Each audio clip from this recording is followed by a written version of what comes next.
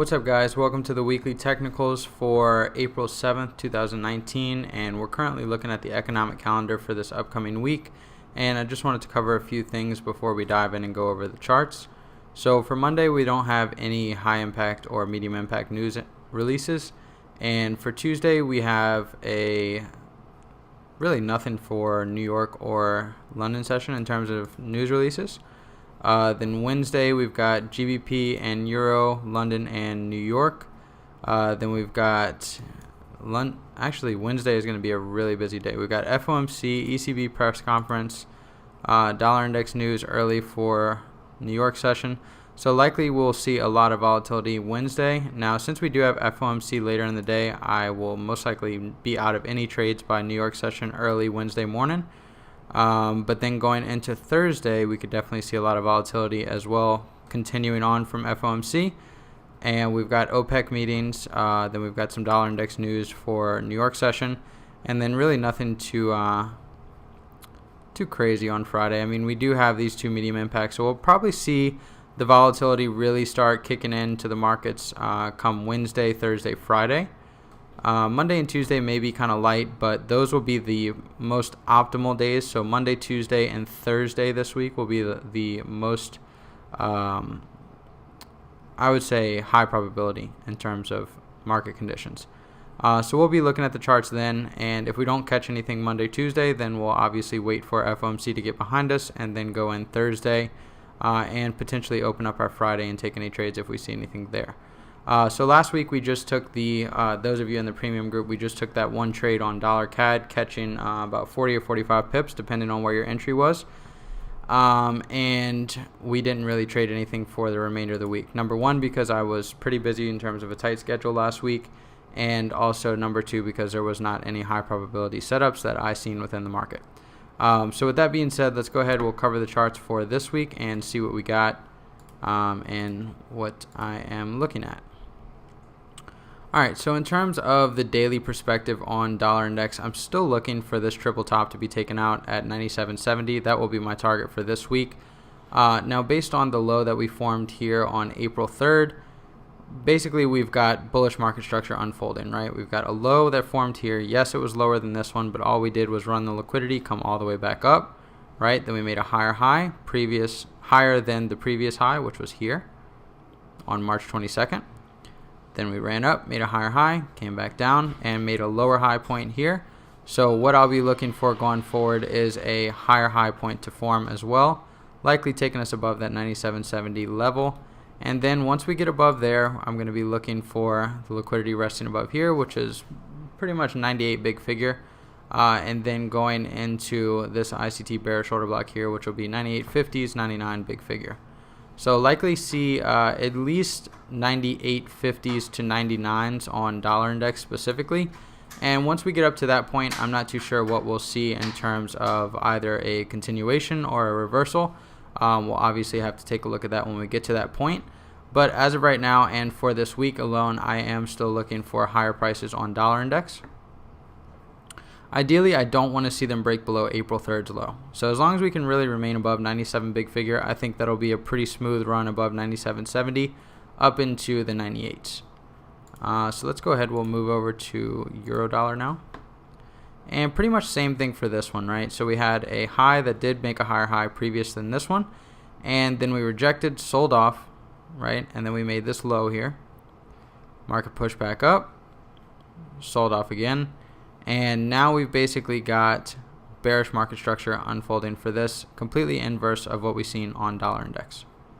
So now that we've formed this low, which has left relative equal lows here, we've got this swing high.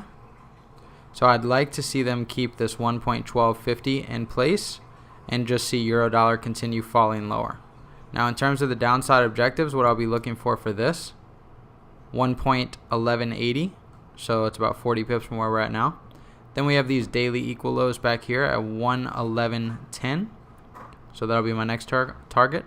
And then down here at 1.1030. So really, I'm looking for euro to trade down into the 1.11s to 1.10s. And that will be ideal in terms of a downside objective. Now with that being said, as I mentioned, I'd prefer they don't trade above 1.1250. Technically they could and come back into this ICT bearish order block around 1.13 big figure.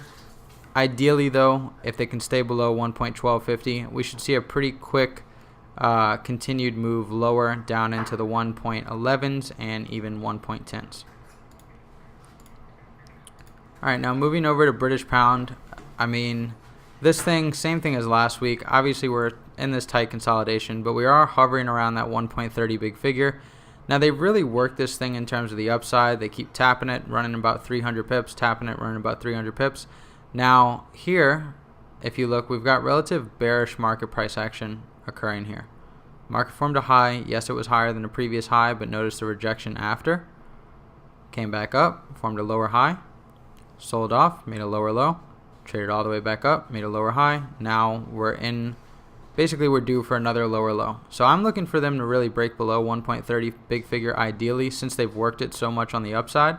And we could tap back into this ICT bullish order block here around 1.2850. But we may want to run this low here at 1.28 big figure. So we'll see what we get in terms of that. Again, I'm not really focused on British pound right now, mainly just focused on euro and dollar CAD.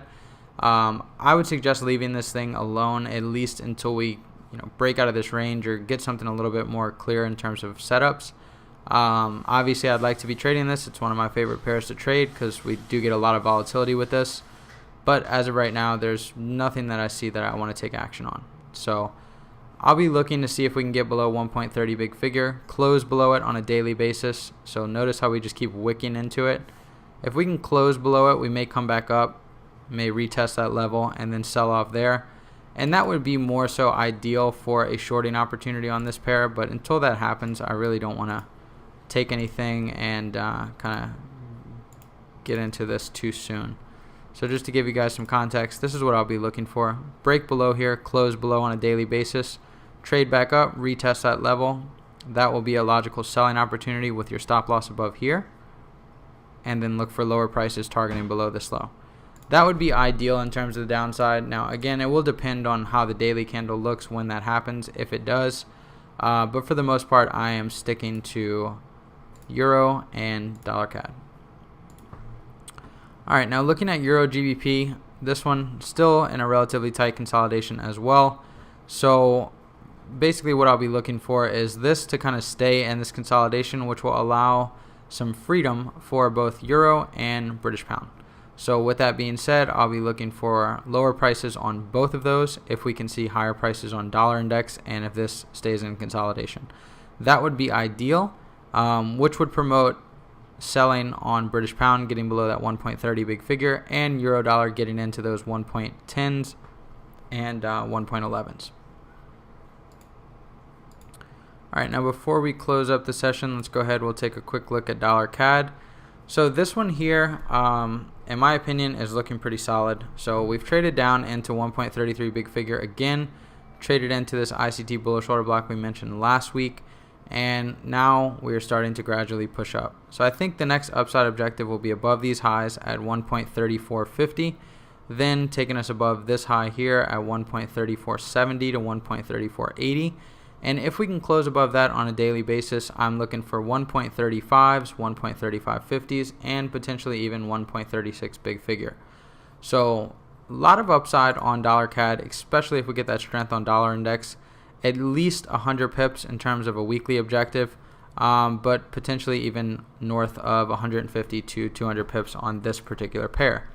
So this is why I'm primarily focused on dollar CAD right now, because it does look pretty clear to me. We've traded back into the 1.33 big figure level, which is also overlapping with the ICT daily bullish order block, and we've shown strength from that.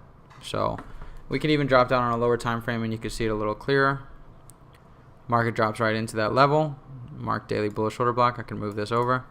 Market trades up, forms a higher high, higher low, higher high, higher low, higher high, higher low, higher high. So we are showing bullish price action, and I will be looking for continued higher prices on dollar CAD.